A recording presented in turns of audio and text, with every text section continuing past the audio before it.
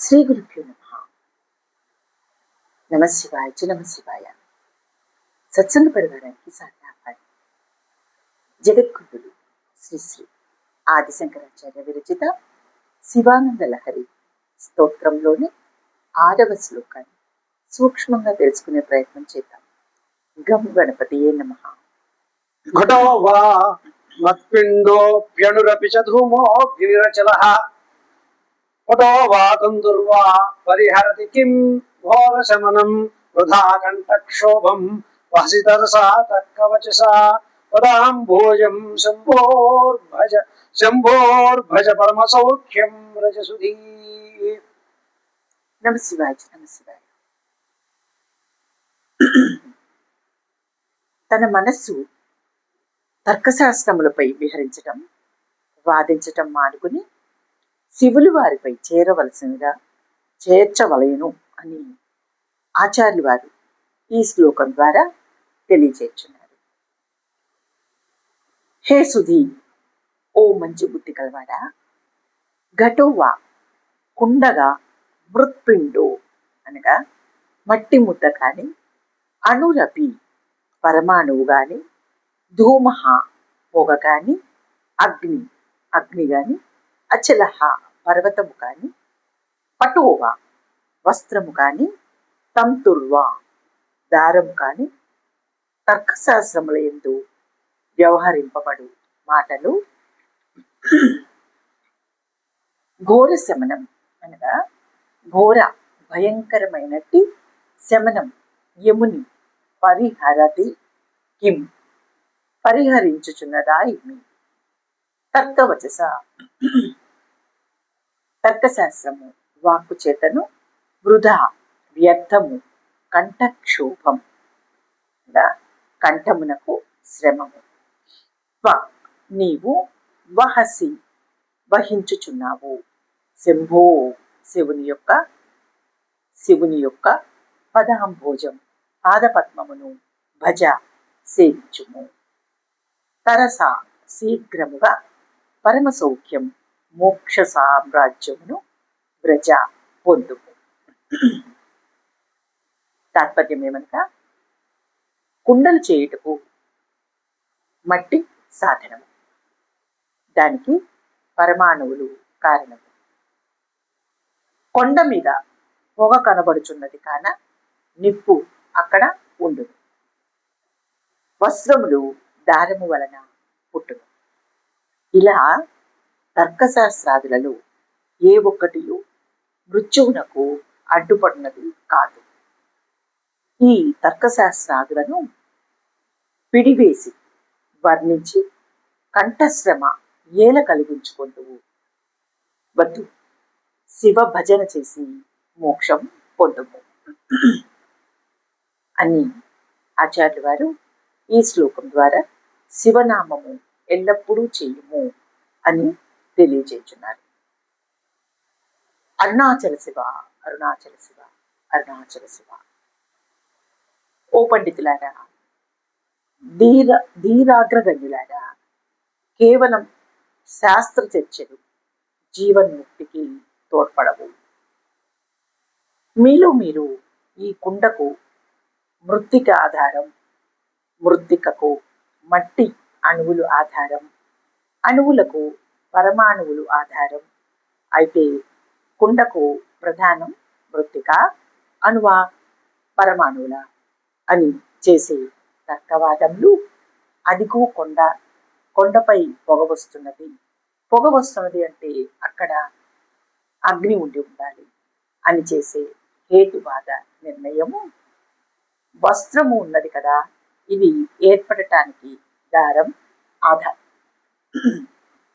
ఆధారం, దారం ఏర్పడటానికి ప్రత్తి అని, అలాగే చిత్రమునకు తెర ఆధారం, ఆ తెర నిలవటానికి గోడ ఆధారం, గోడకు పునాది రాయి ఆధారం అని చేసే చర్చలు కంఠశోషయే కానీ మోక్ష సాధనకు ఉపయోగపడేవి కావు. మృత్యువును జయించేవి కావు. ఈ తర్కశాస్త్రముల మాటలు శాస్త్రోపవాదములతో అత్యంత అమూల్యమైన కాలం వృధా అయినది. కంఠస్థము తప్ప జీవుడు ధరించే శాస్త్రములు కావు. ఆయుకాలం వ్యర్థం చేయకుండా తనువులో బలం ఉన్నప్పుడే మృత్యుంజయ స్వామి పాద పద్మములు ఆరాధించండి. నీకు కంఠమిచ్చి వాక్కును ప్రసాదించిన వాడు ఈశ్వరుల వారు. కావున ఈశ్వర నామస్మరణం చేయుము. నీ కంఠం యొక్క శ్రమ వృధాగా పోదు. నీవు ఇహపర లోకాలలో తరిస్తావు. భజ గోవిందం భజ గోవిందం గోవిందం భజ మూఢమతే సంప్రాప్తే సన్నిహితే కాలే నహి నహి రక్షతి దుఃఖం కరణే. 1948వ సంవత్సరంలో అరుణాచలంలో రమణ మహర్షి వారి వద్ద వారి భక్తులు ఆశ్రమ వార్షికోత్సవములు చేసినారు. ఎందరో గొప్ప వేదాంత పండితులు, తర్కశాస్త్రవేత్తలు, ఆధ్యాత్మికవేత్తలు ఈ వార్షికోత్సవాల్లో పాల్గొన్నారు. వారం రోజుల పాటు రమణ మహర్షుల వారి సన్నిధిలో గొప్ప వేదాంత ఉపన్యాసాలు చేసినారు. రమణ మహర్షుల వారు అందరి ఉపన్యాసములు మౌనంగా విన్నారు. అందరి ఉపన్యాసములు ఇలా సాగాయి. మట్టితో రకరకాల వస్తువులు చేస్తాము. కుండలు, మట్టి బొమ్మలు తయారు చేస్తాము. అన్నింటిలోనూ ఉండేది మట్టియే. అలాగా సర్వప్రాణులు వేరువేరుగా కనపడుచున్నా అందరిలోనూ ఉండేది ఆత్మయే అని ఈ విషయాన్ని గంటల కొద్దీ అద్వైత వేదాంత తర్కశాస్త్రమును ఉపన్యాసములు చేసేవారు. రమణ మహర్షి వారు ఈ తర్కశాస్త్రం తెలియకపోయినా నేను ఎవరు అనేది సాధించి ఉన్నారు. ఎప్పుడు అరుణగిరి పై అరుణగిరిని తన గది యొక్క కిటికీ ద్వారా చూస్తూ ఉండేవారు. ఎవరు తన వద్దకు వచ్చినా అరుణగిరి ప్రదక్షిణం చేసి రమ్మనేవారు. ఇలా స్వయంగా రమణ మహర్షి ఆత్మతత్వంగా మారిన అరుణాచల నామాన్ని ఉచ్చరిస్తూ అరుణాచల అక్షరమణమాల అని స్తోత్రమును రచించినారు. శాస్త్ర తదధ్యయన తద్విజ్ఞానములు ధర్మానుష్ఠాన కారణములుగా పరిగణింపబడినవి. ధర్మానుష్ఠానము భగవద్భక్తికి, భగవత్ ప్రాప్తికి కారణంగా ఉండబడెను. విద్వాన్ యజతి అనగా యజుర్వేదం యజ్ఞం యొక్క రహస్యం, యజ్ఞాన్ని ఆచరించటం. జ్ఞాత్వా కర్మాణి కుర్వీత అనగా ఏ పనినైనా దాని అర్థం, ఉద్దేశ్యం మరియు పద్ధతిని తెలుసుకున్న తర్వాతే ఆచరించాలి. అనుష్ఠాయనేన శోచయతి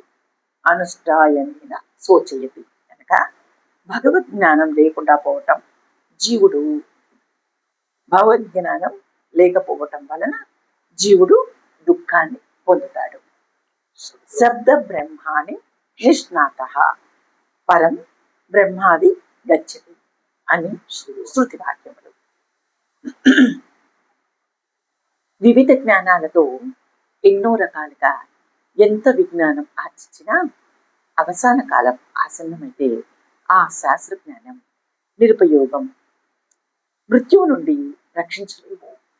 వ్యాకరణవేత్తకు అన్ని రకాల సంధి సూత్రములు కంటతహా వచ్చినా ఏ సూత్రం అడిగినా తడుముకోకుండా వెంటనే సరిగా చెప్పగలిగినా ఆ సమాధానములు, ఆ విజ్ఞానము యముణ్ణి మభ్యపెట్టి ఆయన కర్తవ్యాన్ని మరుగుపరచలేవు.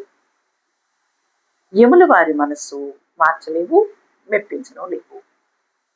యముని వారి మృత్యుపాశం వద్ద ఎంత జ్ఞాన సంబంధ విషయములు కూడా ఏమి పనిచేయవు.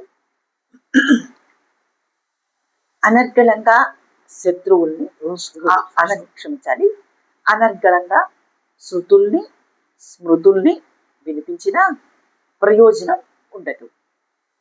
శిల్ప నాట్యాది శాస్త్రాలు కూడా ఇంతే.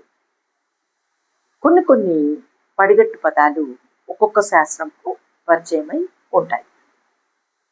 రజ్జు సర్పభ్రాంతి గురించి ఓ ఆధ్యాత్మిక తత్వవేత్త చాలా గంటలు ఉపన్యాసం చేసేవారు. చివరకు ఆత్మజ్ఞానం పొందకుండా శాస్త్రజ్ఞానం వరకే పరిమితమయ్యి, అనగా కేవలం నిరంతరం శాస్త్రజ్ఞాన వృధా కంఠక్షోభం పొంది చివరకు మృత్యువుకు వశమైనారు. పైన చెప్పిన శాస్త్ర విజ్ఞానం మంచిది, కానీ అనుభవంలోకి తెచ్చుకొనకపోతే అది అంతయు కాలం వృధా చేసినట్లే. ఆత్మజ్ఞానం అనుభవంలోకి ఉన్నవారు ఏమీ మాట్లాడరు, ఏమీ చెప్పరు. దీనికి దక్షిణామూర్తియే ఉదాహరణ.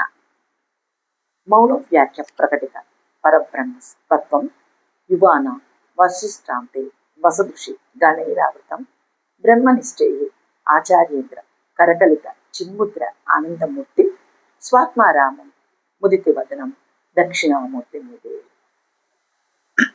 వాగర్ధా వివ సంవృత్తౌ వాగర్ధ ప్రతిపత్తయే జగతః పితరం వందే పార్వతీ పరమేశ్వరౌ. యదక్షరపద భ్రష్టం మాత్రాహీనం తు యద్భవేత్ తత్సర్వం క్షమ్యతాం దేవనారాయణ నమోస్తుతే. కాయేన వాచా మనసేంద్రియైర్వా బుద్ధ్యాత్మనావాత్ ప్రకృతే స్వభావాత్ కరోమి యజ్జత్ సకలం పరస్మై నారాయణాయేతి సమర్పయామి. ఓం తత్సత్ బ్రహ్మార్పణమస్తు. ఇది ఈ శ్లోకం యొక్క సూక్ష్మ వివరణ. ఆ పార్వతీ పరమేశ్వరుల అనుగ్రహం మనందరి మీద కలుగుగాక. నమః శివాయ. నమః శివాయ.